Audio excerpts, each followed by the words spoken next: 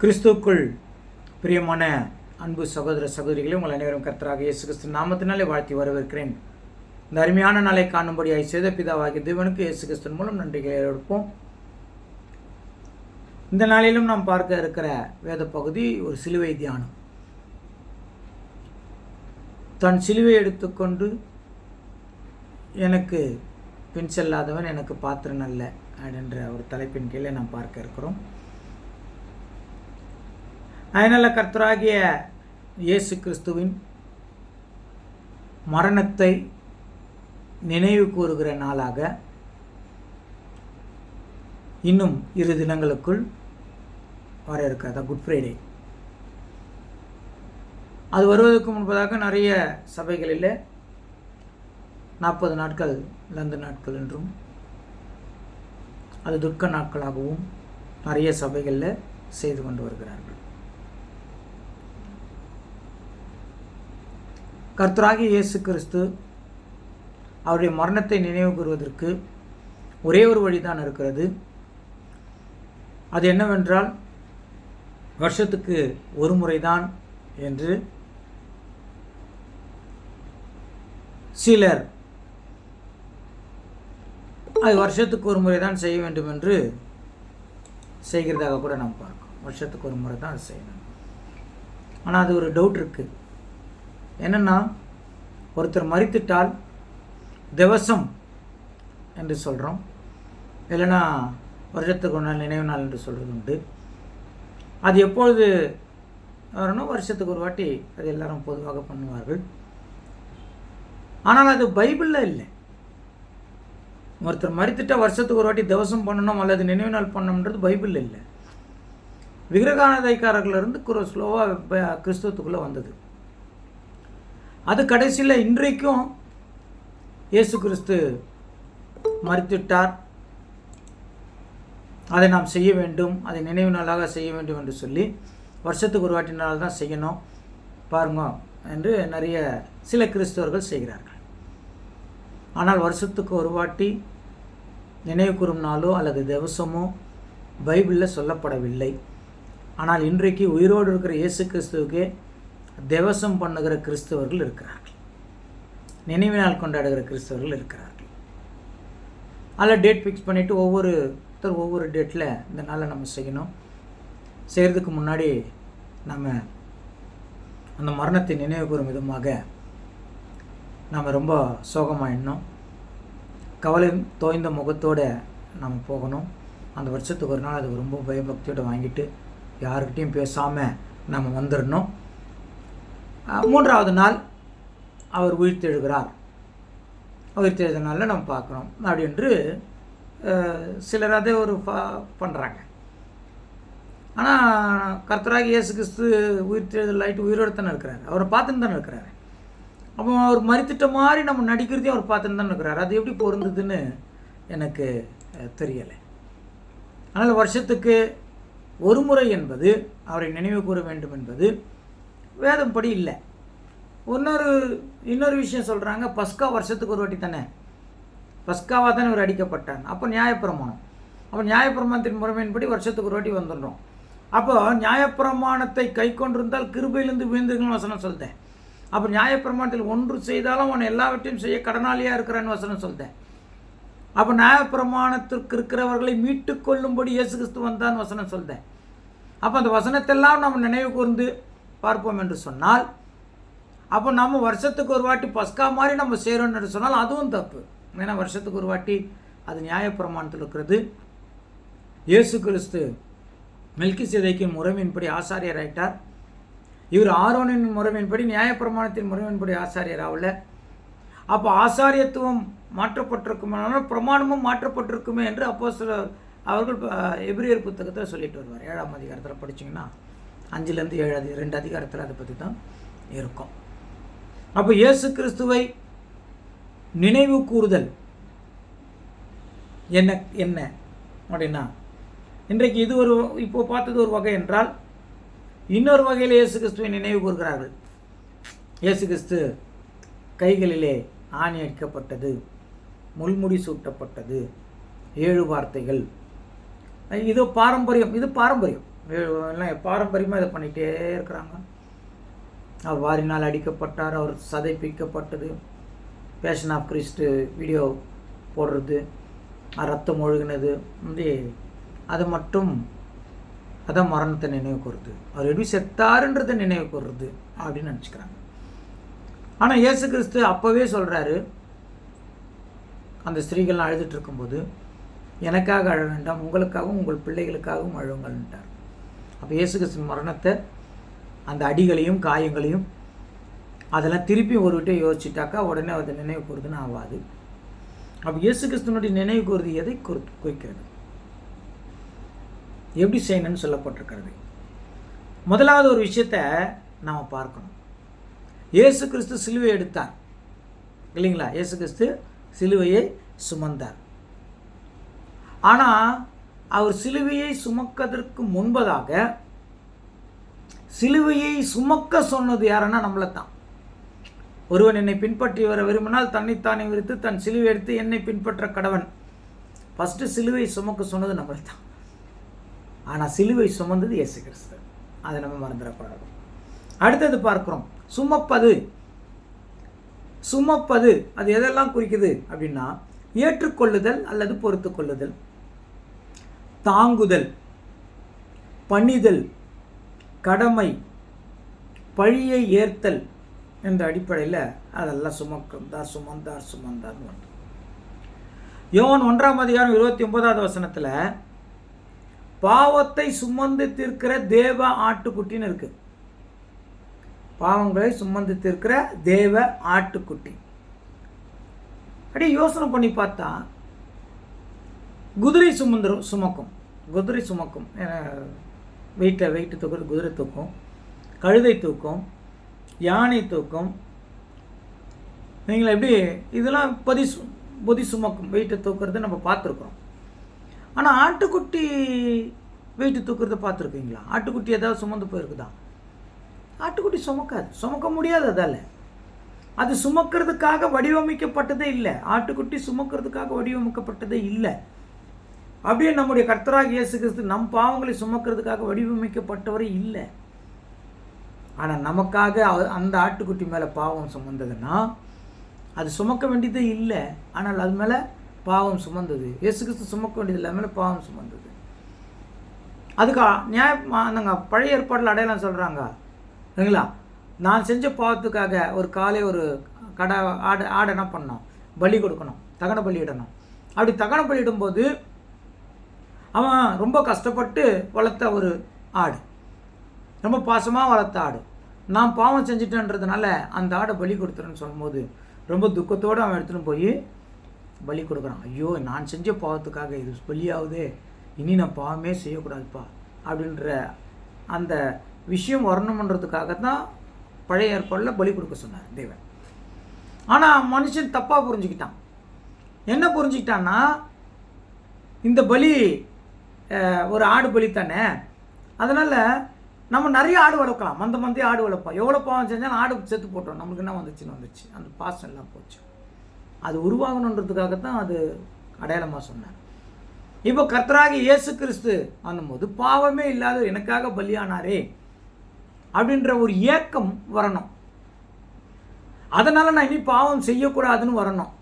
இதுதான் அவருடைய மரணத்தை நினைவு கூறுது. அந்த பலியை பார்த்து, அந்த சிலுவையை பார்த்து 1 பேதுரு 2:24 சொல்லும்போது, நம்முடைய பாவங்களை சுமந்து தீர்க்கிற தேவ ஆட்டுக்குட்டி அப்படின்னு இது வந்து நம்முடைய பாவங்களை சிலுவையின் மேல் சுமந்தார்னு இருக்கும். 1 பேதுரு 2:24 நம்முடைய பாவங்களை சிலுவையின் மேல் சுமந்தார், அவருடைய தழும்புகளாலே குணமானோம். சிலுவையை நோக்கி பார்க்கணும். அங்கே அதில் ஒருத்தர் தொங்கிட்டு இருக்கிறார், அவருடைய சதைகள் பிற்கப்பட்டிருக்கிறது, ரத்த வெள்ளத்தில் தொங்கிக்கிட்டு இருக்கிறார். ஒரு தெரியாமல் ஒரு நாயோ பூனையோ ஒரு வண்டியில் மாட்டி நசுங்கிடுச்சுன்னா ஐயோன்னு நம்ம எவ்வளோ துடிக்கிறோம். ஆனால் கர்த்தராகிய இயேசு கிறிஸ்துவை பார்க்கணும். அவருக்கு பாவம் இல்லை, அவர் பாவியே இல்லை. பாவி என்று சுமத்தப்பட்டது அவர் மீது, அவர் பாவி இல்லை. எனக்காக அவர் என்ன இருக்கிறாரு, பலியாக இருக்கிறார். அதை பார்க்கணும். அதுதான் இயேசு கிறிஸ்துவ பார்க்குறது. இன்றைக்கு அதை விட்டுட்டு வேறெல்லாம் பார்க்குறாங்க. இயேசு கிறிஸ்து செய்த அற்புதங்கள் ரொம்ப என்ன பண்ணுறாங்க, அதுதான் முக்கியம், இவங்க பண்ணுறாங்க, அதை செஞ்சுட்டு அவ்வளோதான். ஆனால் இயேசு கிறிஸ்துவோடைய அந்த சிலுவையை நோக்கி பார்க்குற கிறிஸ்துவர்கள் இன்றைக்கு பெரும்பாலும் குறைந்து விட்டது. ஏன்னா மாடர்ன் கிறிஸ்டியன் ஆயிடுச்சு. இன்னைக்கு எல்லாம் சும்மா மாடர்ன், நானும் கிறிஸ்துவன் காட்டுக்கிறதுக்கு தான் நிறைய ஆயிடுச்சு. அவர் தழும்புகளால் குணமானீர்கள். அந்த தழும்பு எப்படி வந்தது, யாரால் வந்தது? தழும்பு எப்போ வருங்க, காயம் ஆறுன அப்புறம் தானே. அப்போ அந்த தழும்பு யாரால் வந்தது இல்லைங்களா? ஆனால் சிலுவையை பார்க்கிறது இன்றைக்கு கிறிஸ்தவங்கள் சிலுவையை பார்க்கிறது. சிலுவையை நான் ஏன் பார்க்கணும்னு முதல்ல சொல்லிட்டேன். அவர் எவ்வளோ கஷ்டப்பட்டார், அந்த பாடுகள் மரணம் எனக்காக, நான் பாவம் செய்யக்கூடாதுன்றதுக்காக. நான் பாவம் செய்யக்கூடாதுன்றது போயிட்டு நான் என்ன பண்ணாலும் தேவன் மன்னிச்சுவார், எனக்காக அவர் சிலுவை சுமந்து என் பாவத்தை எடுத்துட்டாரு அப்படின்றது வந்துடுச்சு. நான் பாவம் செய்யக்கூடாதுன்றது போயிடுச்சு. இதுவரை நான் அறியாமல் செஞ்சுட்டு இருந்தேன். இயேசு கிறிஸ்துவின் சிலுவையினால் என் பாவம் மன்னிக்கப்பட்டது. இயேசு கிறிஸ்துனால என் பாவம் மன்னிக்கப்பட்டு நான் வந்துட்டேன். இப்போ நான் பாவம் செய்யக்கூடாது என்ற எண்ணம் வரல. பார்த்தீங்களா? அப்போது என்ன ஆயிடுச்சுன்னா, இயேசுவை பார்க்கிறதும் சிலுவையை பார்க்கிறதும் பக்தியும் நாளுக்கு நாள் குறைய ஆரம்பித்து விட்டது. தேவன் செய்வார் என்ற விசுவாசம் இருக்குது இல்லையா, தேவன் செய்வார் என்ற விசுவாசம் சந்தர்ப்பத்திற்கு ஏற்றாற் போல சில இடங்களில் கூடுகிறது, சில இடங்களில் குறைகிறது. கரெக்டுங்களா? நிறைய நேரங்களில் நம்முடைய வாழ்க்கையில் தான் பார்க்குறோம். நிறைய நேரங்களில் அந்த விசுவாசம் ரொம்ப, சில இடங்களில் ரொம்ப ஸ்ட்ராங், சில விஷயங்கள் அப்படியே என்ன இருக்குதுங்க வீக்க. இயேசு கிறிஸ்துவனுடைய சிலுவை, அவர் மரணம், அதை தவிர கிறிஸ்துவர்களுக்கு ஒன்றுமே இல்லைங்க. அந்த சிலுவை மரணம் தான் கிறிஸ்தவர்களுக்கு. இன்றைக்கி கிறிஸ்தவர்கள் கொண்டாட்டம் ரொம்ப ஜாஸ்தி ஆயிடுச்சு, ரொம்ப அதுக்கு இம்பார்ட்டன்ட் ரொம்ப ஜாஸ்தி ஆயிடுச்சு. இன்றைக்கி அதான் மாடர்ன் கிறிஸ்டியன்ஸில் பார்த்தீங்கன்னாக்கா அந்த சிலுவைக்குரிய தியானங்கள், சிலுவை குறித்த விஷயம் இல்லைங்க, ரொம்ப கீழே போயிடுச்சு. சிலுவையினாலே பைத்தியக்கார மாதிரி பேசுகிறாங்கன்ற மாதிரி ஆயிடுச்சு. பாடுகள் இல்லாத உலகம் நமக்கு இருக்குது அப்படின்னு பேச ஆரம்பிச்சிட்டாங்க மாடர்ன் கிறிஸ்டியன்ஸில். ஆசீர்வாதத்தை பற்றி பேசினா தான் கூட்டம் வருதுன்னு நினைக்கிறாங்க. நம்மளுக்கு பரலோகத்தில் கூட்டம் சேர்ந்ததில் பூமியில் இல்லை. அதனால் இதில் அநேக கிறிஸ்தவர்கள் இயேசு கிறிஸ்துவனுடைய மரணம் அதை பற்றி பேசுகிறதே விட்டுட்டாங்க. ஆனால் ஒன்று தெரியுங்களா, கிறிஸ்துவ வாழ்க்கைக்கு இன்றியமையாதது அவருடைய மரணம். அதனால் நான் பாவம் செய்யக்கூடாதுன்ற எண்ணம் தான் தூங்கியிருக்கணும் இல்லைங்களா? அதனால் ஒரு பாட்டு கூட சொல்லுவாங்க இல்லைங்களா, எல்லாம் என் இயேசு, எல்லாம் என் இயேசு. அதில் பேருக்கு தான் சொல்லுவாங்க, எல்லா விஷயத்துலையும் இயேசு என்ன பண்ணுறதில்ல. பாடுகள், துக்கங்கள், வேதனைகள், கவலைகள் வரும்போது ரொம்ப ஈஸியாக இது எனக்கு ஒரு பாடமாக இருக்கிறதுன்றதே போயிடுச்சு. ஏன்னா சிலுவையை நோக்கி பார்க்குறதே விட்டாச்சுங்க. இன்றைக்கி மாடர்ன் கிறிஸ்டியன் சர்ச்சு, அதை ஒரு சபையை நோக்கி பார்க்கிறது. இந்த சபையில் எவ்வளோ கூட்டம் வருது, இந்த சபைக்கு நான் அதுக்கு தான் போகிறேன், அங்கே இருக்கிற ஆடம்பரங்களை பார்க்குறதுக்கு போகிறேன், இயேசு கிறிஸ்து பார்க்குறதுக்கு போகிறது குறைஞ்சி போச்சு. சமீப காலத்தில் என்ன ஒருத்தர் ஆன்லைனில் பேசுறதுக்கு கூப்பிட்டாங்க. அவங்க போட்ட முதல் கண்டிஷன், நான் தாடி வச்சுட்ருக்கிறேன், நான் அதை சேவ் பண்ணிடணுமா, தாடி இருந்தால் நான் டீசெண்டாக இல்லையா, தாடி வச்சுருக்கிறவங்களும் அன்டீசெண்டாக அப்படியே சொல்கிறாங்க.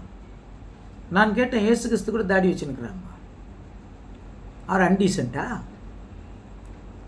தேவனுடைய வார்த்தையை பார்க்க வேண்டியவர்கள் மனுஷனை பார்க்கிற கூட்டம் அதிகமாயிடுச்சு. அந்த மனுஷன் எப்படி அழகாக இருக்கணும், அவரை வச்சு தான் என்ன பண்ணோம், அவர் தான் மெசேஜ் கொடுக்கணும், அதை தான் நம்ம கேட்கணுமன்றதே வந்துச்சு. இதான் மாடர்ன் கிறிஸ்டியன். இயேசு கிறிஸ்து பார்க்கறது போயிடுச்சு. ஆனால் ஆதி சபை எப்படி இருந்தது தெரியுங்களா? அவர் வசனத்தில் பார்த்தா தெரியும். 2 கொரிந்தியர் 2ஆம் அதிகாரம் 2வது வசனம், 2 கொரிந்தியர் 2:2. அப்போஸ்தலன் பவுல் அதை பற்றி ரொம்ப அழகாக அங்கே பேசினார். வாசிக்கலாம். துக்கப்படுத்தினால் என்னாலே 1 கொரிந்தியர் 2:2. 2 கொரிந்தியர் அப்புறம் வாசிக்கலாம். 1 கொரிந்தியர் 2:2 வாசிக்கலாங்க. இயேசு கிறிஸ்துவை சிலுவையில் அறையப்பட்ட அவரே அன்றி வேறொன்றையும் உங்களுக்குள்ளே அறியாதிருக்க தீர்மானித்திருந்தேன். எதை பற்றி வேணாங்க? கிறிஸ்துவ சபையில் இயேசு கிறிஸ்துவ தவிர வேறு எதுவுமே வேணான்றாருங்க. இயேசு கிறிஸ்துவ தவிர வேறு ஒன்றுமே வேணாம். அந்த சிலுவையில் அவர் என்னென்ன பண்ணார்னா, அவர் ஏற்றுக்கொண்டார், பொறுத்து கொண்டார், சகித்து கொண்டார், விட்டு கொடுத்தார், மன்னித்தார். இது அப்படி இருக்கட்டும். இது ஏன்னு நான் அடுத்ததில் உங்களுக்கு சொல்கிறேன். இயேசு கிறிஸ்து அறிகிற அறிவை தவிர வேறு ஒன்றுமே எனக்கு வேண்டான்றார். எனக்கு வேண்டாம், அதுதான் வேணும். அது எந்த இயேசுவை? அற்புதம் செய்த இயேசுவையா? அடையாள அற்புதம் செய்த இயேசுவையா? என்ன சொல்கிறாங்க? இன்னொரு வாட்டி வாசிக்கலாம். இயேசு கிறிஸ்துவை சிலுவையில் அறையப்பட்ட அவரையே அன்றி. போதுங்க. எந்த இயேசு கிறிஸ்துவின் அறிஞ்சு கொள்ளணும்? சிலுவையில் அறையப்பட்ட. அப்போ துன்பம் நிறைந்த, துயரம் நிறைந்த, துக்கம் நிறைந்த இயேசுவை பற்றி நீங்கள் தெரிஞ்சுக்கோங்க. அது மட்டும் நினச்சிக்கோங்க. அதை தவிர வேறு எதுவுமே கிறிஸ்தவர்களுக்கு வேண்டாம் என்றால், இன்றைக்கு கிறிஸ்துவ மத்தியத்தில், மாடர்ன் கிறிஸ்டியன்ஸில் அதை மட்டும் எடுத்து போட்டு மற்றதெல்லாம் போட்டுக்கினாங்க. மற்றதுக்கெல்லாம் இம்பார்ட்டண்ட் ஆயிடுச்சு. அவர் அறிகிற அறிவு, அதைத்தான் சொல்வார். இயேசு கிறிஸ்துவை தவிர வேறு ஒன்றையும் தெரிஞ்சுக்க வேண்டாம்னா அவரை அறிகிற அறிவில் தான் கிருபையும் சமாதானமும் இருக்குது. 2 பேதுரு 1ஆம் அதிகாரம் 2வது வசனம், 2 பேதுரு 1:20, 2 பேதுரு 1:2 அதை ரிப்பீட் பண்ணுறாங்க. வாசிச்சு பாருங்க. தேவனையும் நம்முடைய கர்த்தராகிய இயேசுவையும் அறிகிற அறிவினால் உங்களுக்கு கிருபையும் சமாதானமும் பெருக கடவது. அவரை அறிகிற அறிவு, அப்பதான் கிருபையும் சமாதானமும். எல்லா விஷயத்திலையும் அவரை தெரிஞ்சுக்கணும், அதை விட்டுட்டாங்க. எல்லா விஷயத்தையும் அவரை தெரிந்துக்க வேண்டும் என்ற எண்ணம் உடன்படவே இல்லை. இன்னைக்கு கிறிஸ்துவ சபைகள் போயிடுச்சு. ஆடம்பரங்களுக்கும் ஆர்ப்பாட்டங்களுக்கும் கொண்டாட்டங்களுக்கும் முக்கியத்துவம் ஆயிடுச்சு. அந்த சிலுவை போயிடுச்சு. வருஷத்துக்கு ஒரு வாட்டி அது ஏதோ குடனில் இருக்கிற சிலுவை எடுத்துகிட்டு வந்து கொஞ்சம் பெயிண்ட் அடிச்சு கொஞ்சம் மாற்றிட்டு அது இது பண்ணால் போதுன்றது ஆயிடுச்சு. மனசார சிலுவை கிட்ட வரணுன்றது போயிடுச்சு. மனசை கொடுக்கறதே போயிடுச்சு. அப்படி மனசை கொடுத்தா அவர் ஆணி அடித்தவங்களோ அவருக்கு எவ்வளோ வலிச்சிருக்கோன்னு அதை நினச்சி அழுகுறது தான் ஆயிடுச்சே தவிர, அந்த ஆணியும் அந்த இரத்தமும் அந்த முற்கிரீடமும் நான் பாவம் செய்யக்கூடாது என்பதை உணர்த்துவதற்காக அவருடைய மரணத்தை நினைவு கூற வேண்டும் என்பதை மறந்துச்சு. வருஷத்துக்கு ஒரு வாட்டி பண்ணால் போதுன்னு ஆயிடுச்சு. குட் ஃப்ரைடேவும் அப்படியே ஒரு பாரம்பரியமாக கண்டினியூ ஆச்சு. ஒரு உண்மை தெரியுமா? இந்த குட் ஃப்ரைடே இயேசு கிறிஸ்து காலத்தில் இருந்ததா? அப்போஸ்தலர் காலத்தில் இருந்ததா? பைபிளில் இயேசு கிறிஸ்து மொத்தம் 3 வருஷம் என்ட்ரியாக இருக்குதே, எங்கேயாவது இருந்ததா பார்த்துக்கிறீங்களா? குட் ஃப்ரைடே பாரம்பரியத்தில் கொண்டு வந்து அதை என்ன பண்ணிட்டாங்க. அது நல்லது. ஆனால் எதை விட்டுட்டோன்னா, அந்த பாரம்பரியத்தை விட்டுட்டு எதை செய்யணுமோ அதுன்னு ஆயிடுச்சுங்க, போயிடுச்சு. இன்றைக்கு இயேசு கிறிஸ்துவை போல் ரொம்ப நல்லா ஜெபம் பண்ணுறாங்க, இயேசு கிறிஸ்துவை போல் அற்புதங்கள் செய்கிறாங்க, இயேசு கிறிஸ்துவை போல போதிக்கிறாங்க, இயேசு கிறிஸ்துவை போல கிரியை செய்கிறாங்க. ஆனால் சிலுவையை மட்டும் பார்க்கறதில்ல கிறிஸ்துவர்கள். பாவத்தை விடணும் நினைக்கிறதில்ல, நற்குணங்களில் வளர்றதில்ல. அவங்க நோக்கம்லாம் என்ன தெரியுங்களா? நான் சிலுவை எடுக்காமல் என்ன செய்யணுமோ தேவனை அதை செய்கிறோம்ப்பா. அதை போல போதனைகளும் சிலுவை எடுக்காமல் எப்படி போதிக்கணுமோ அப்படி போதிக்கிறேன். கேட்குறவங்களுக்கும் சிலுவை எடுக்காமல் போதிக்கிற இடத்துக்கு தான் நம்ம போனோம். தனக்கேற்ற போதகர்களை அவர்கள் சேர்த்து கொண்டார்கள். அதுதான் நீங்கள் ஒரு வசனத்தில் பார்க்கலாம். கலாத்தியர் 6:12 வாசிக்கலாமா? கலாத்தியர் 6:12 அதை தெளிவாக சொல்கிறாங்க. கலாத்தியர் 6:12. மாம்சத்தின்படி நல்வேஷமாய் காணப்பட விரும்புகிறவர்கள் எவர்களோ அவர்கள் தாங்கள் கிறிஸ்துவினுடைய சிலுவையின் நிமித்தம் துன்பப்படாத படிக்கே உங்களை விருத்த சேதனம் பண்ணிக்கொள்ள கட்டாயம் பண்ணுகிறார்கள். இல்லைங்க, வேஷம் போடுகிறவர்கள்லாம் துன்பம் பாடுகள் கஷ்டங்கள் இருக்குதுன்னு சொல்றது இல்லை. அவங்க சிலுவை நிமித்தம் மறுக்கடி துன்பங்கள் என்ன பண்ணுறாங்க, வேணான்ற மாதிரி என்னங்க அந்த காலத்தில் சொன்னாங்க. இந்த காலத்தில் அது நடந்துனுக்குது. ஏசு கிறிஸ்து எங்கன்னா சிலுவை எடுக்காதன்னு சொன்னார். அவர் முதல் போதனையே அத்தானே. மத்தேயு 16ஆம் அதிகாரம் 24வது வசனத்துலாம் சொல்கிறாங்க, தன்னைத்தானே வெறுத்து தன் சிலுவை எடுத்து என்னை பின்பற்ற கடவுன்னு சொன்னார். கரெக்டுங்களா? அதே 10ஆம் அதிகாரம் 38வது வசனத்தில் மத்தேயு 10:38 என்ன சொல்கிறாங்க? படிக்கலாம். தன் சிலுவையை எடுத்துக்கொண்டு என்னை பின்பற்றாதவன் எனக்கு பாத்திரன் அல்ல. என்னங்க? தன் சிலுவை. அப்போ ஒவ்வொருத்தருக்கும் சிலுவை இருக்குது. சிலுவை எடுக்கணுன்றாரு. ஆனால் சிலுவை எடுக்கிறதுக்கே இன்னைக்கு கிறிஸ்தவர்கள் பயம். சிலுவை எடுத்துக்கொண்டு என்னை பின்பற்ற கடவன். அவர் சிலுவை எடுத்து காமிச்சிட்டார். இப்போ என்ன அவரை ஃபாலோ பண்ணுன்றார். அவரை ஃபாலோ பண்ணுறது கிறிஸ்தவர்களுக்கு பயம். அதைத்தான் என்னை நினைவு கூறும்படினாரு. இவங்க வேற எதோ நினைவு கூற போயிட்டாங்களே தவிர சிலுவை விட்டாங்க, சிலுவையை மறந்துட்டாங்க. சிலுவை இப்பொழுது வெறும் குருத்தோலையில் பிடித்துக்கொண்டு குருத்தோலை நாளாக உலா வந்து கொண்டிருக்கிறதே தவிர உள்ளத்திலிருந்து சிலுவை வெளியே போய்விட்டது கிறிஸ்தவர்களுக்குள்ள. மாடர்ன் கிறிஸ்டியன்ஸில் அந்த சிலுவை பாடுகளே இல்லை, எல்லாம் கொண்டாட்டம். அதுதான் அதிகமாயிடுச்சு. எல்லாம் எனக்கு தேவை, எனக்கு கஷ்டம் வரக்கூடாது, துன்பம் வரக்கூடாது, துயரம் வரக்கூடாது. அதுதான் ஆயிடுச்சு. சிலுவையை சுமக்கணுன்றதே போயிடுச்சு. பாடுகள் தான் நம்மை பரிசுத்தமாக்கும். அது போயிடுச்சு. பாடுகள் தான் நம்மை பரிசுத்தமாக்கும்ன்றதே போயிடுச்சு. கலாத்தியர் 5:24 பார்க்கலாம் அதை பற்றி. கலாத்தியர் 5:24 என்ன எதை சொல்கிறாங்கன்னா, சிலுவை எடுப்பதன் மூலம் ஃபஸ்ட்டு நான் சொன்ன சிலுவை எடுக்கணும்னாரு. இயேசு கிறிஸ்து சிலுவை எடுத்தாரா? ஆமாம். அடுத்தது யார் சிலுவையை எடுக்கிறார்களோ அதிலே அவர்கள் அறையப்பட வேண்டும். இயேசு கிறிஸ்து சிலுவை எடுத்தார், அதிலே அறையப்பட்டார். இப்போ நாம் கூட சிலுவை எடுக்கணும். அப்போ என்ன ஆகும்? நாம் கூட சிலுவையில் அறையப்படணுமே. அதுதான் நீங்கள் கலாத்தியர் 5:24 வாசிக்கலாமா? கலாத்தியர் தங்கள் மாம்சத்தையும் அதன் ஆசை இச்சைகளையும் சிலுவையில் அறைந்திருக்கிறார். அறையணுமே இல்லைங்க? கிறிஸ்துவுடையவர்கள் தங்கள் மாமிசத்தையும் அதன் ஆசை இச்சைகளையும் சிலுவையில் சிலுவை தூக்குனா அதை அரைஞ்சிடணும். அப்போ சிலுவை தூக்குறது எதுக்கு? நம் பாவங்கள் மன்னிக்கப்படுறதுக்கு. சிலுவை தூக்குறது எதுக்கு? நான் பரிசுத்தமாகிறதுக்கு. சிலுவை தூக்குறது எதுக்கு? நான் தேவனுடைய பிள்ளையா இருக்கிறதுக்கு. சிலுவை ஒவ்வொரு கிறிஸ்தவனும் எடுக்கணும் என்பது திருச்சட்டத்தில் கர்த்தராக இயேசு கிறிஸ்து கொடுத்தது. இன்றைக்கு மாடர்ன் கிறிஸ்டியன் அதை அப்படியே ஓரம் வச்சுட்டாங்க. மற்ற விஷயத்துக்கெல்லாம் இம்பார்ட்டன்ட் ஆயிடுச்சு. அதனால தான் என்னை நினைவு கூறும்படி செய்யுங்கள்னு சொன்னார். அவர் நினைவு கூறலாம். அவர் சொன்னதை ஃபாலோ பண்ணுறது தானே. பழைய எண்ணங்கள், பழைய சிந்தனைகள், அதாவது பழைய வாழ்க்கை, பழைய பாவம் எல்லாம் சிலுவையில் என்ன பண்ணுங்க? அறையப்பட்டிருக்கணும்னு ரோமர் 6:6 சொல்கிறாரு இல்லைங்களா? எல்லாம் போயிடணும். பழைய சிந்தனை, பழைய காரியம். அப்போ சிலுவை எடுக்கிறது நான் பரிசுத்தமாகிறதுக்கு. இன்றைக்கு பரிசுத்தமாகிறது பார்க்குறதே கஷ்டமாகுது.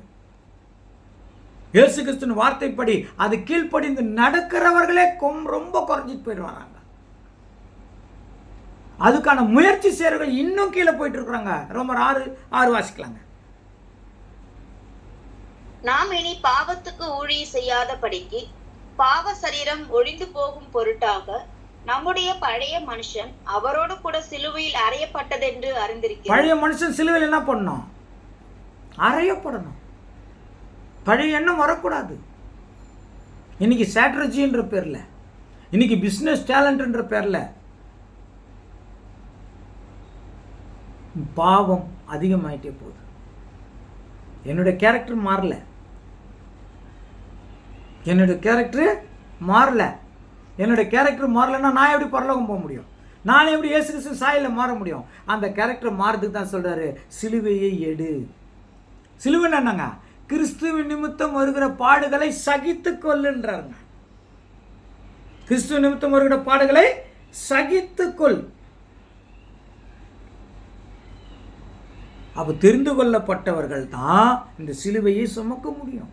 அப்போ தெரிந்து கொள்ளப்பட்டவர்களே என்ன ஆயிட்டாங்க?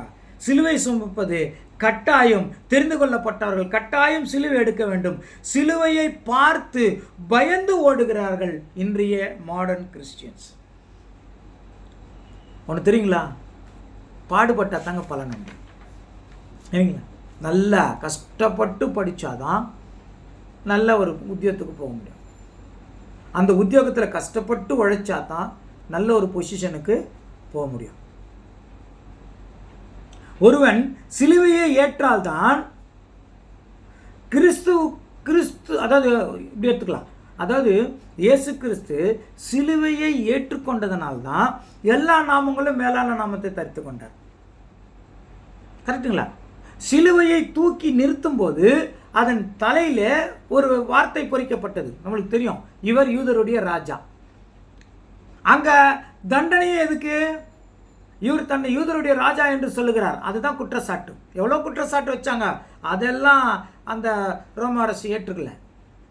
கடைசியாக அவருக்கு வச்ச குற்றச்சாட்டு என்னன்னா, இவர் யூதருடைய ராஜான்னு சொல்றாரு. ரோம பேரரசுக்கு இன்னொரு ராஜா வரக்கூடாது. யூதர்கள் ரோமர்களுக்கு அடிமைகள். அப்போ அங்கே ராஜா வர்றாருன்னா நம்மளுக்கு விரோதம். அப்போ இவருக்கு மரண தண்டனை உண்டு.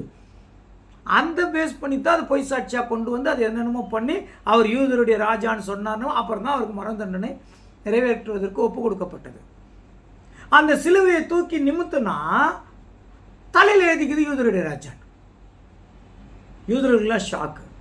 ஏன் இதை சொன்னார்ன்றதுக்கு தான் அவர் கொலை பண்ணுறதுக்கே நாங்கள் திட்டம் போட்டோம். அதேமாரி யூதருடைய ராஜானா அப்போ உண்மைனாயிராது அது அப்படின்னு அவங்க அந்த ரோம் ராஜ்யத்துக்குள்ள அந்த அதிகாரிகள்கிட்ட கேட்கும்போது அந்த அதிகாரி ஒரே வார்த்தை சொல்லிட்டாரு, எழுதினது எழுதினது தான். அப்போ சிலுவையை சுமந்து தூக்கி நின்ற உடனே அவர் ராஜாவாக எழுதப்பட்டது. அப்போ நாம் கூட சிலுவையை சுமக்கும் போது, அது தூக்கி நிறுத்தப்படும் போது இயேசு கிறிஸ்துவோடு கூட நாமும் ராஜாக்களாக இருக்கிறோம் என்பதை அது அடையாளப்படுத்துகிறது. ஒவ்வொரு முறையும் சிலுவை பாடுகளை சகித்தால் ஒவ்வொரு முறையும் கிருபையும் சமாதானமும் பெருகும். கிறிஸ்துவ நிமித்தம் வருகிற பாடுகள் சுருக்கமாக சொல்லணுமா, புரிகிற மாதிரி சொல்லணும்னா, நான் பாவத்தை விட்டுட்டா எனக்கு உலகத்திலேருந்து பிரச்சனை வரும். நான் பொய் சொல்லாமல் இருந்தால் எனக்கு உலகத்திலேருந்து பிரச்சனை வரும். நான் 4 பேருக்கு இயேசு கிறிஸ்துனுக்காக இல்லைங்களா 4 பேருக்கு நான் நல்லது செஞ்சான், அந்த 4 பேர்கிட்ட இருந்தால் எனக்கு பிரச்சனை வரும். என்னை தூஷிப்பார்கள், என்னை அவமானப்படுத்துவார்கள், என்னை நிந்திப்பார்கள். அதுதான் சிலுவைப்பாடு. ஆனாலும் பொறுத்து கொண்டு தேவனே பரவாயில்லப்பான்ற மாதிரி அதுதான் சிலுவைப்பாடு. பாருங்க, ஏன் இந்த சிலுவை அந்த பாவத்தை விட்டு சிலுவை எடுக்கணும்னா என்னன்னா, என்னை சீர்படுத்துவதற்கு சிலுவை வேணும்.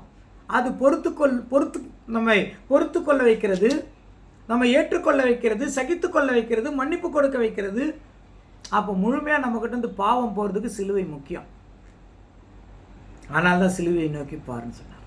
ஒன்றும் இல்லைங்க, நம்ம கொஞ்சம் யோசனை பண்ணி பார்த்தேன். இயேசு கிறிஸ்து சிலுவையை சுமந்துட்டு போகும்போது அங்கே சிலர் அழுதார்கள், சிலர் சிரித்தார்கள், சிலர் பழித்தார்கள், சிலர் காவல் காத்தார்கள், சிலர் வேடிக்கை பார்த்தார்கள்,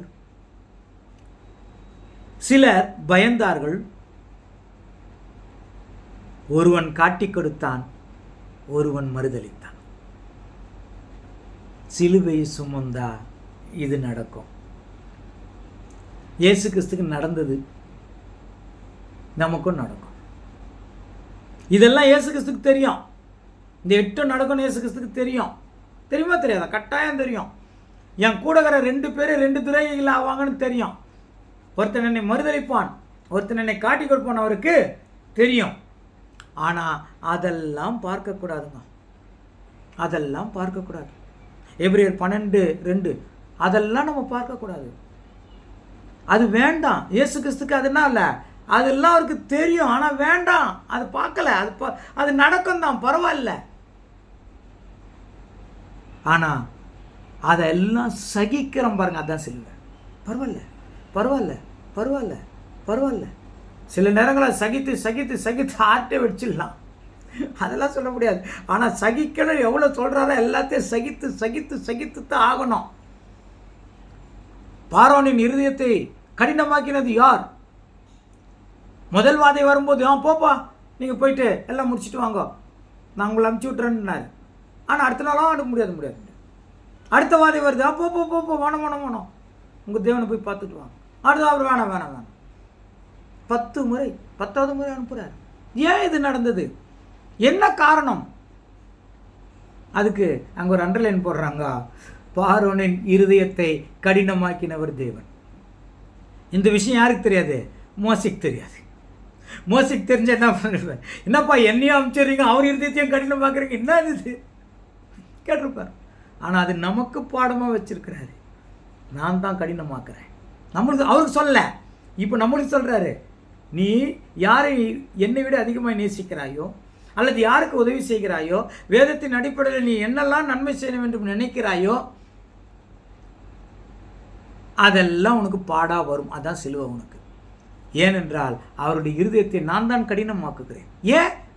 நான் இப்போ அந்த கடினத்தை ஏற்றுக்கொண்டு நான் அவர்கள் மேல் அன்பு செலுத்துகிறேனா, அவர்களை மன்னிக்கிறேனா, அதை ஏற்றுக்கொள்ளுகிறேனா, அதை பொறுத்து கொள்ளுகிறேனா?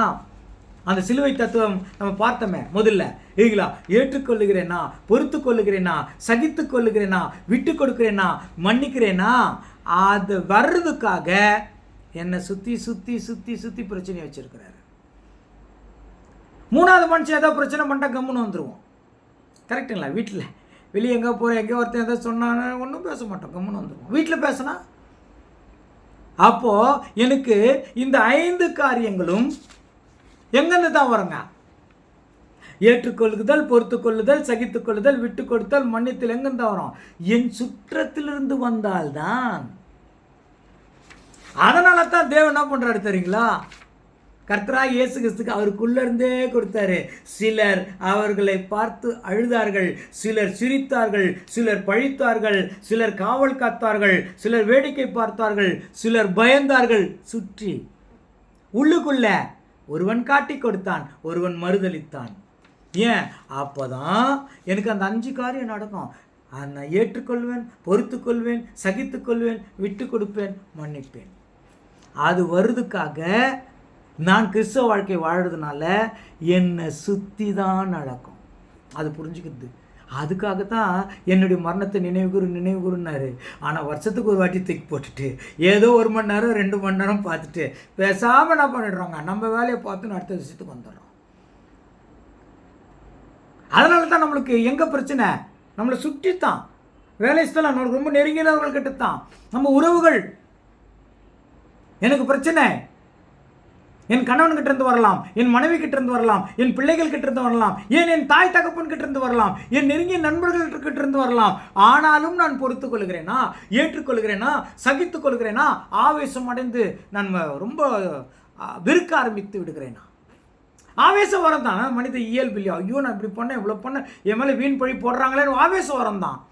ஆனால் அதை பொறுத்து கொள்கிறேனா, சகித்து கொள்கிறேனா, ஏற்றுக்கொள்ளுகிறேனா, மன்னிக்கிறேனா, அதுதான் பார்க்குறேன். அதுதான் சிலுவை. அந்த சிலுவை எடுக்கிறதுக்கு தான் இப்போ நம்மளுக்கு ரொம்ப பயம். இன்னொன்று மாடர்ன் கிறிஸ்டியன் இன்னொரு வேலை என்ன பண்ணுறாங்க தெரியுங்களா? தன் சிலுவை எடுத்துக்கொண்டு என்னை பின்பற்றுவான்னு சொன்னால் என் சிலுவையே இன்னொருத்தர்கிட்ட சொல்கிறல வைக்கிறதுக்கு தான் குறியாக இருக்கிறாங்க.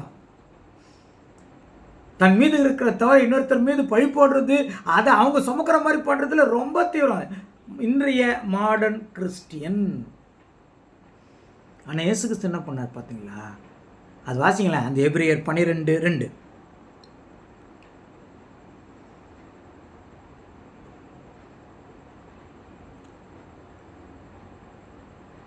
எபிரேயர் 12:2.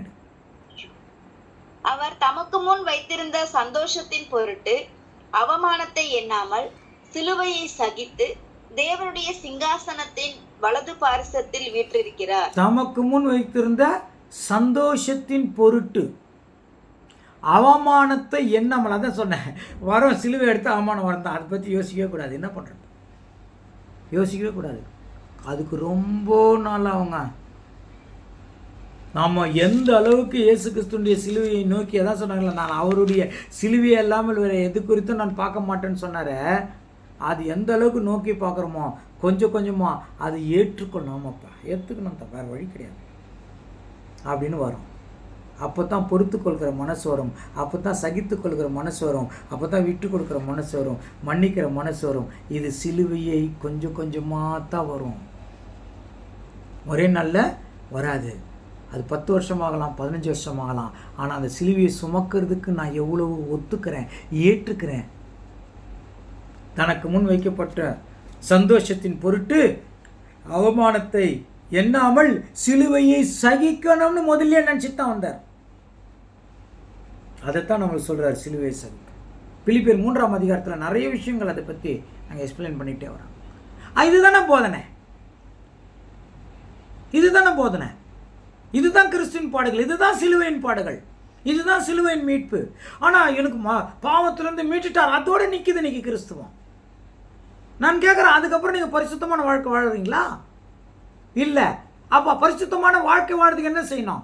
சிலுவை எடுக்கிறேன்னு ஒத்துக்குன்னு எடுக்கணும். இயேசு கிறிஸ்து சொன்ன வார்த்தையின்படி நடந்தால் சிலுவை வரத்தை ஆட்டோமேட்டிக்காக சிலுவை சுமக்கணும். நீ நல்லவனா வாழணும்னு ஒப்பு கொடுத்துட்டா ஆட்டோமேட்டிக்காக சிலுவை உண்டு, சிலுவை சுமந்து தான் ஆகணும். அப்போ தான் அந்த வாழ்க்கை வாழ முடியும். அந்த வாழ்க்கை வாழறதுக்கு தான் கூப்பிட்டுருக்கிறார். ஆனால் அதனுடைய மகிமை பெருசு. கஷ்டப்படணும், இப்போ கஷ்டம்தான், ஆனால் அது மகிமை யோசிக்க முடியாத அளவுக்கு போயிடுச்சு. ஆனால் சிலர் வேற மாதிரி நடக்கிறாங்க. இப்போ இல்லை, அப்போவே பிலிப்பியரில் சொல்கிறாங்க சிலர் எப்படி நடக்கிறாங்க. ஏன் இந்த சிலுவையை பற்றி பார்க்கறது இல்லை? அது வாசிங்க, பிலிப்பியர் 3:18. ஏனெனில் அநேகர் வேறு விதமாய் நடக்கிறார்கள், அவர்கள் கிறிஸ்துவின் சிலுவைக்கு பகைஞர் என்று உங்களுக்கு அநேகந்தரம் சொன்னேன். அப்போவே இப்போ இருக்கிறாங்க. இப்போ அவங்களுக்கு பேர் வந்து மாடர்ன் கிறிஸ்டியன். சிலுவைக்கு பகைஞர்கள். ஏன்? சிலுவையை சுமக்காத, சிலுவையின் பாடு விழுந்தா அதை ஏற்றுக்காத, அப்படியே அவங்க மேலே பழி போடு, அப்படியே அவங்கள ஏதோ பண்ணிடு, அப்படியே எல்லாம் இல்லைங்களா? அது எதனால் எனக்கு வருது, பரவாயில்ல, நான் ஏற்றுக்கணுன்றது, எனக்கு இது பாடமாக இருக்குது.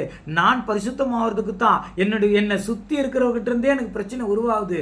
நான் கிறிஸ்துவ வாழ்க்கை வாழணும்னு முடிவு பண்ணது தான் வருதுன்றதுல போயிடுச்சு மாடர்ன் கிறிஸ்டியன்.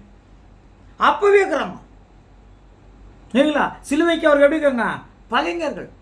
அது எப்படி கண்டுபிடிக்கிறதுனா, அவங்களுடைய இமிடியட் தேவை நிறைவேறினா போதும். இமிடியட், அதாவது இன்றைய தேவைகள் நிறைவேறினா போதும் இல்லைங்களா? இப்போ பசிக்குது, சாப்பிட்றோம், காலையில் சாப்பிட்றோம், மதியானம் சாப்பிட்றோம், நைட்டும் சாப்பிட்றோம், நாளைக்கு அதான் கண்டினியூ ஆகுது. ஏன்? சாப்பிட்டது திருப்தியாக இல்லை, திருப்தி அடைய முடியல. அப்படி திருப்தியாக இருந்தாலும் அது டெம்பரவரி திருப்தி தான். அடுத்த வேளை பசிக்குது, சாப்பிட்றோம், வயிறுக்கு தான் முக்கியத்துவம். அந்த வயிறு எதை குறிக்குது? இன்றைய உலகம், இன்றைய தேவைகளை குறிக்குது. அவங்க வயிறுக்கு தான் ஊழியம் செய்கிறாங்கன்னு அடுத்த வசனத்தில் சொல்கிறாங்க. வாசிக்கலாம். அவர்களுடைய முடிவு அழிவு, அவர்களுடைய தேவன் வயிறு, அவர்களுடைய மகிமை, அவர்களுடைய இலச்சையே. அவர்கள் பூமிக்கு அடுத்தவைகளை சிந்திக்கிறார்கள். பூமி எல்லாம் பூமிக்குரியது. இன்னைக்கு இன்றைய தேவை இம்மிடியட். அதுதான். உடனே இல்லை இன்னும், உடனே பணம் கட்சிடணும், உடனே பணக்காரன் இன்னும்.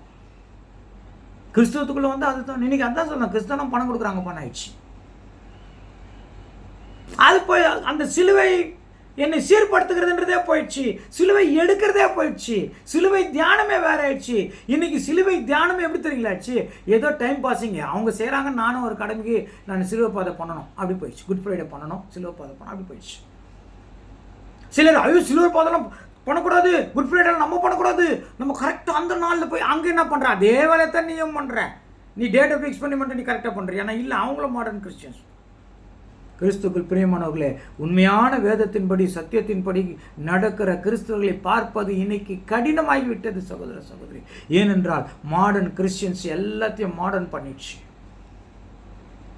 எல்லாத்தையும் சிம்பிளைஸ் பண்ணிடுச்சு, எல்லாத்தையும் ஈஸி பண்ணிடுச்சு.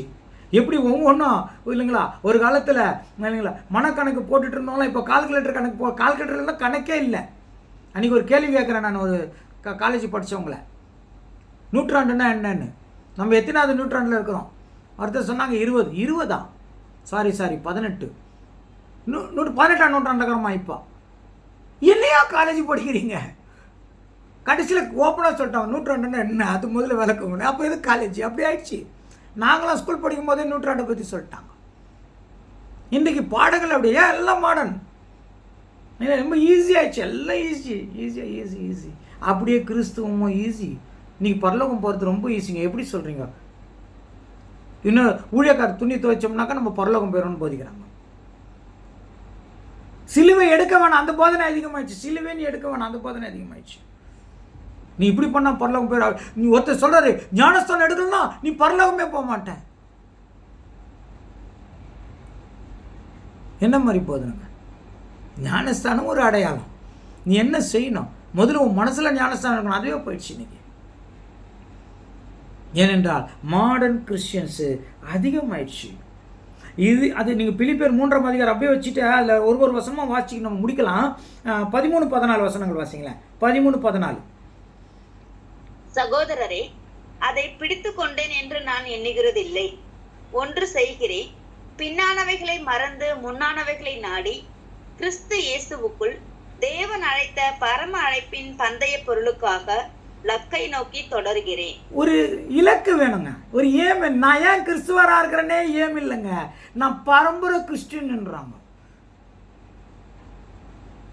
சரி, நீ கிறிஸ்டியன், பரம்பரைனா எங்க அப்பா கிறிஸ்டியன், அவங்க அப்பா கிறிஸ்டியன், அவங்க அப்பா தெரியல.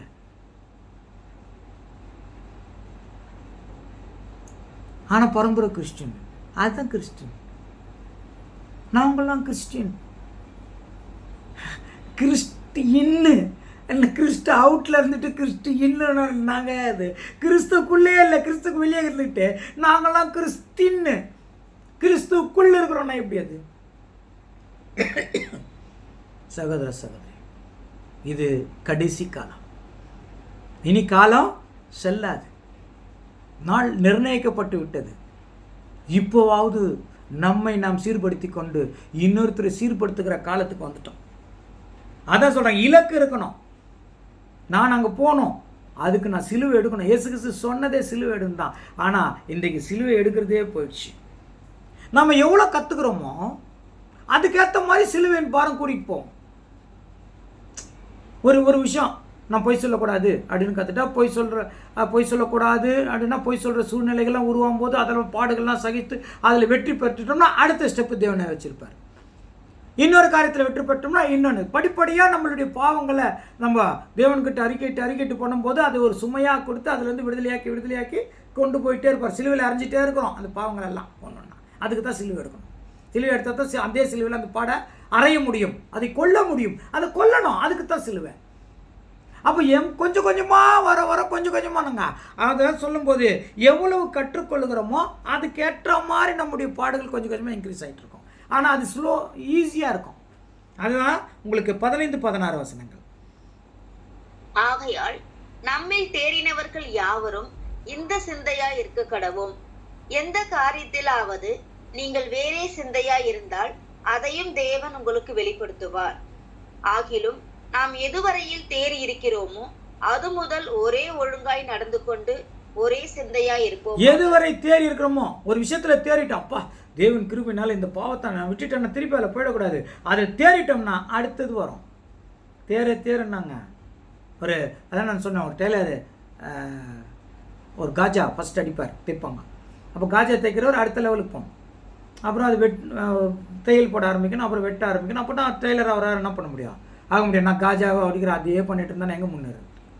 அப்போ ஒவ்வொரு ஸ்டெப் வரும், ஒன்று பாடல் தான். காஜா எடுக்கிறது ஃபஸ்ட்டு அவருக்கு பாடு தான். அது ஈஸி ஆகிட்ட உடனே அடுத்த வேலை கொடுக்குறாரு, அது அவருக்கு பாடுகள். அது ஈஸி ஆகிட்ட உடனே அடுத்த வேலை. அதே பாடுகளை தேவன் வைக்கிறதே இல்லை, அதே பாவங்களை நம்மளை கண்டினியூ பண்ணுற விடுறது இல்லை. அதுதான் நம்ம வெறுக்கிறோமே, அதுலேருந்து மாறணும்னு முயற்சி செய்கிறோமே, அதுலேருந்து விடுதலை ஆகிட்டு அடுத்த பாடுகள் உங்ககிட்ட இருக்குது, இதை போய் சிலுவையில் அரே. அப்போ சிலுவை சும்மா, அதில் உங்களுக்கு கஷ்டம் இருக்குது, பொறுத்துக்கொள், ஏற்றுக்கொள், சகித்துக்கொள், மன்னித்து விடு, எல்லாத்தையும் என்ன பண்ணுறாங்க? கற்றுக் கொடுக்கிறார் சகோதர சகோதரி. அதனால தான் சொல்கிறாங்க, நாம் கற்றுக்கொண்டு மற்றவர்களுக்கு கற்றுக் கொடுக்கிறதா இருக்கணும். இது இந்த பிலிப்பியர் அப்படியே வச்சுக்கோங்க. கொஞ்சம் எபிரேயர் போயிட்டு மறுபடியும் இங்கே வரலாம். எபிரேயர் 13 எடுத்துக்கோங்க. நாம் கற்றுக்கொண்டு இன்னொருத்தருக்கு என்ன பண்ணோம்? கற்றுக் கொடுக்கணும், இல்லைங்களா? அப்படி கற்றுக் கொடுக்கிறவர்களையும் நம்ம நோக்கி பார்க்கணும். இப்போ நான் கற்றுக்கொண்டேன், நான் யார்கிட்ட இருந்து கற்றுக்கொண்டேன்னா அவரை நான் பார்க்கணும், அவருடைய காரியங்களை நான் பார்த்து நானும் கற்றுக்கணும். எபிரேயர் 13:7 வாசிக்கலாங்க. தேவ வசனத்தை உங்களுக்கு போதித்து உங்களை நடத்தினவர்களை நீங்கள் நினைத்து அவர்களுடைய நடக்கையின் முடிவை நன்றாய் சிந்தித்து அவர்களுடைய விசுவாசத்தை பின்பற்றுங்கள். பாத்தீங்களா? அப்போ யார் நம்மளுக்கு போதிக்கிறாங்களோ அவங்கள நன்றாய் கவனித்து அவங்களுடைய விசுவாசம் எந்த அளவுக்கு இருந்ததுன்னு அதை பார்த்து நாம் கற்றுக்கணும். ஆனால் இன்றைக்கு இல்லைங்களா, போதிக்கிறவங்க என்னெல்லாம் விஷயங்கள் அவங்க வேறு வேறு காரியங்கள் வச்சுருக்கிறாங்களோ அதெல்லாம் கற்றுக்குறாங்க. இன்றைக்கி அவருக்கு என்னென்ன தப்பு செய்கிறாரோ அதெல்லாம் என்ன பண்ணுறதுங்க? கற்றுக்கிறது. அதனால சொல்கிறாங்க, இயேசு கிறிஸ்துவை பார்க்கணும், இயேசு கிறிஸ்துவ கரெக்டாக ஃபாலோ பண்ணுறாங்க, அதனால அவங்க சொல்கிறாங்க போதிக்கிறவங்கள பாருங்கன்னு. இன்னொரு வசனம் அதிலே சொல்கிறாங்க, 17வது வசனம், அதில் எபிரியர் 13:17 பாருங்களேன். உங்களை நடத்துகிறவர்கள் உங்கள் ஆத்துமாக்களுக்காக உத்தரவாதம் பண்ணுகிறவர்களாய் விழித்திருக்கிறவர்கள் ஆனபடியால் அவர்கள் துக்கத்தோட அல்ல சந்தோஷத்தோட அதை செய்யும்படி அவர்களுக்கு கீழ்ப்படிந்து அடங்குங்கள். அப்போ போதிக்கிறவர்களை பார்க்கணும், அதுபடி நீங்கள் என்ன பண்ணணும், நடக்கணும். அவங்களுக்கு துக்கம் என்ன பண்ணாதீங்க, உருவாக்காதீங்க. இது வெறும் போதிக்கிறவர்கள்னு எடுக்காம அப்படி மெயினாக பார்ப்போம். கர்த்தராக இயேசு கிறிஸ்து நம்மளுக்கு போதிச்சு இருக்கிறார் இல்லையா, அவருக்கு துக்கப்படுத்துகிற மாதிரி நான் நடக்கிறேன்னா, இப்போ அதே விஷயத்த மறுபடியும் பிலிப்பியர் 3ஆம் அதிகாரத்தில் ரிப்பீட் பண்ணுறாங்க. 3:17 வாசிங்க. சகோதரரே, நீங்கள் என்னோட கூட பின்பற்றுகிறவர்களாகி நாங்கள் உங்களுக்கு வழிகாட்டுகிறபடி நடக்கிறவர்களை மாதிரியாக நோக்குங்கள். என்னங்க, இன்னொரு வாட்டி வாசிக்கலாங்க. சகோதரரே, நீங்கள் என்னோடு கூட பின்பற்றுகிறவர்கள் என்னோடு கூட நீங்க பின்பற்றுகிறவர்களாகி நாங்கள் உங்களுக்கு வழிகாட்டுகிறபடி சிலர் சொல்றாங்க சரிங்களா. பாரு, அப்போ பவுலை பின்பற்றுன்னு சொல்றாரு. ஆக்சுவலி யாரை சொல்லணும், இயேசுவை பின்பற்றுன்னு தானே சொல்லணும். ஆனால் அவர் என்ன பின்பற்றுன்னு சொல்லவே இல்லைங்க. அவர் இயேசு கிறிஸ்து சொன்னதை ஃபாலோ பண்ணுறாரு. இப்போ நான் உங்களுக்கு போதிக்கிறேன் இல்லையா, இப்போ போதிக்கிறது மாத்திரம் இல்லை, நான் அவரை ஃபாலோ பண்ணுறதை பாருங்கள். மேலே பார்த்தோமே, அவர்களை கவனித்து பாருங்கள். இப்போ என்னையும் நீங்களும் அதே ஃபாலோ பண்ணுங்கண்ணா. நான் இயேசுவை ஃபாலோ பண்ணுறேன், நீ என்ன ஃபாலோ பண்ணா, நீயும் இயேசுவை ஃபாலோ பண்ணுறேன்னு அர்த்தம். அந்த கன்ஃபியூஷனில் பேசுகிறேன். அது ஃபுல்லாக வாசிச்சு பாருங்களேன் ஃபர்ஸ்ட்லேருந்து.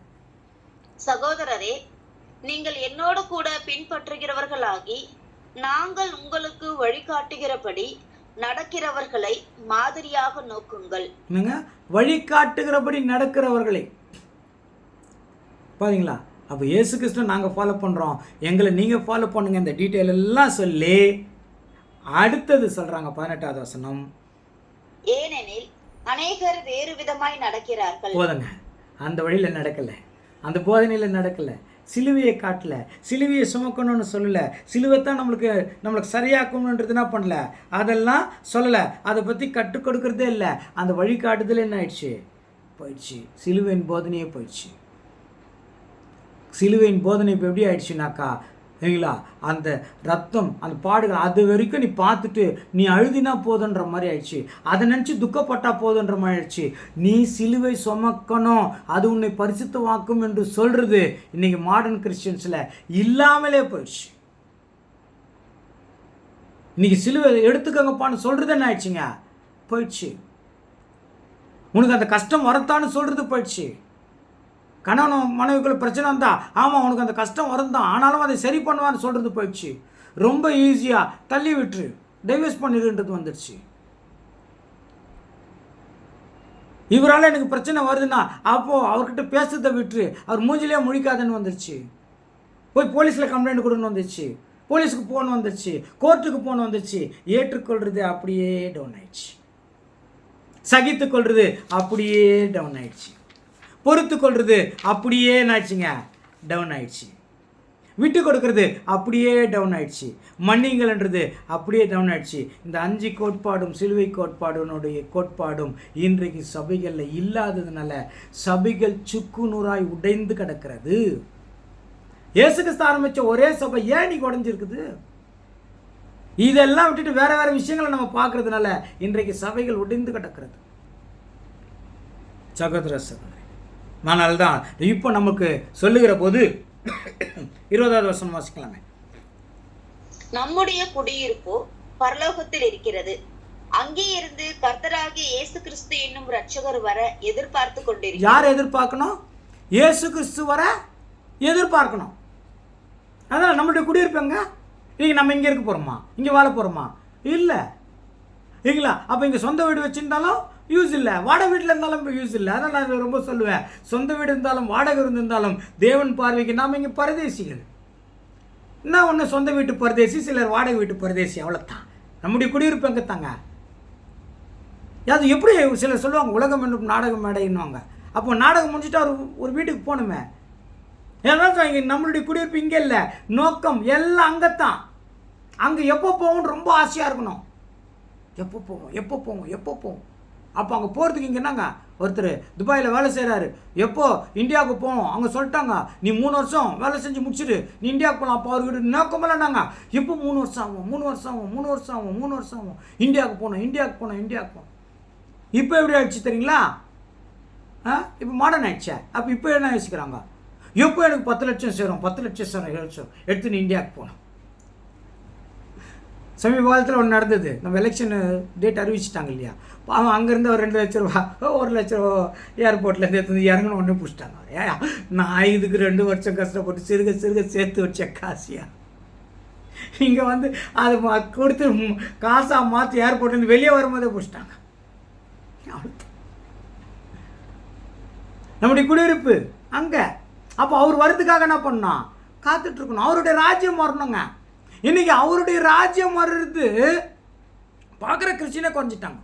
இன்றைக்கி ஒரு சபையில் நான் பார்க்குறேன் இல்லைங்களா, தேவனுடைய ராஜ்யம் வரணும்ன்றது போயிட்டு, தேவனுடைய ராஜ்யம் தானே வரணும், அவர் தானே நீதி செய்வார், அவர் தானே நீதியான ராஜ்யம் செய்ய முடியும். வேறு யாராவது எந்த மனுஷனாவது நீதியான ராஜ்யம் செய்ய முடியுமா? அவங்க ஜபிக்கிறாங்க, தேவனே உமக்கு சித்தமானவர்கள் நீதியை செய்கிறவர்கள் இங்கே வந்து இந்த நாட்டில் ஆளுகை செய்யணும், அந்த எலெக்ஷன் அவங்க தான் ஜெயிக்கணும். தேவன் சொல்றாரு, நீதியை செய்கிறவர் என் மகன் தான். இயேசு கிறிஸ்து வந்து தான் இங்கே நீதியும் சமாதானத்தையும் கொடுக்க முடியும். அவர் தான் வரணும்னு கடைசி காலத்தில் கொண்டு வந்துச்சு. அவர் வர்றதுக்கான ஆயத்த பணிகள் நடந்துட்டு இருக்குது. இன்னைக்கு ஒரு மனுஷனை பார்த்து அவர் வரணுன்ட்டு என்ன பண்ணுறாங்க இன்னைக்கு, அதுக்கு ஜெபம், அதுக்கு ஒரு கூட்டம், அதுக்கு ஒரு கட்சி. போயிடுச்சிங்களா? எதை நோக்கி போயிட்டு இருக்குது இன்னைக்கு கிறிஸ்துவம்? யார் வருகைக்கு காத்துட்ருக்கணும், யார் வருகைக்கு ஆயத்தப்படுத்தணும், யார் வருகைக்கு ஆள் சேர்க்கணும். இன்றைக்கு கிறிஸ்துவம் போயிட்டு வேற வேறு விஷயம். அந்த பாருங்க, அந்த தீர்க்க தரிசனமே தெரியல, அந்த தீர்க்க தரிசனமே புரியல பாருங்க.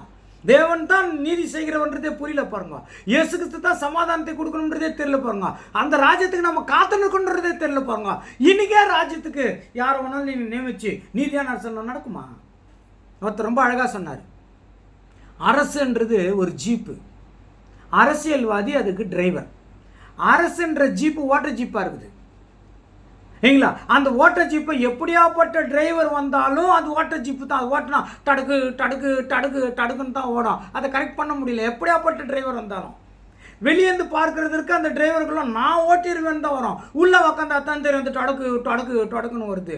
ஜீப்பையே மாற்றணும். அந்த ஜீப்பை மாற்றுற ஒரே ஒரு சக்தி கர்த்தராகிய இயேசு கிறிஸ்து கிட்ட தங்குது.